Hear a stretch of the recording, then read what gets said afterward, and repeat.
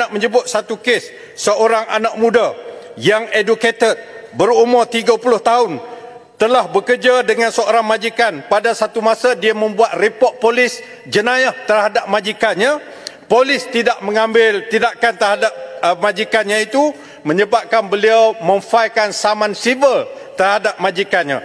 Tetapi satu masa yang tidak lama, beberapa bulan yang lalu atau sebulan yang lalu, beliau telah ditangkap.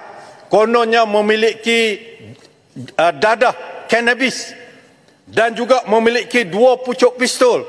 Apabila dia nak masuk dalam keretanya, belum masuk lagi, kereta terletak tepi jalan, maka dia telah dituduh di mahkamah di bawah Seksyen 39B dan juga dituduh di mahkamah memiliki 2 pucuk pistol tiruan di bawah Akta Senjata Api, menyebabkan beliau tidak dibenarkan untuk diberikan jaminan.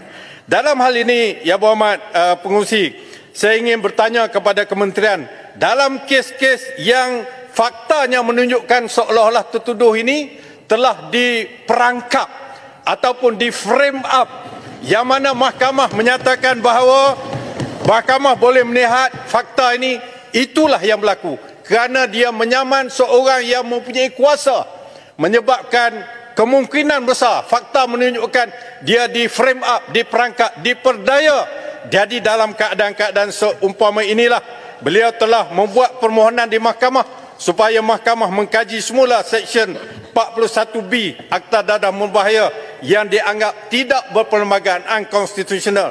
Kes tersebut, Yang Berhormat Pengerusi, adalah pendakwa raya melawan Yusof Rawter. Inilah kesnya, yang mana dia diperdaya, yang dianggap diperdaya kerana telah memfailkan satu saman terhadap orang yang ada kuasa di dalam negara pada masa ini.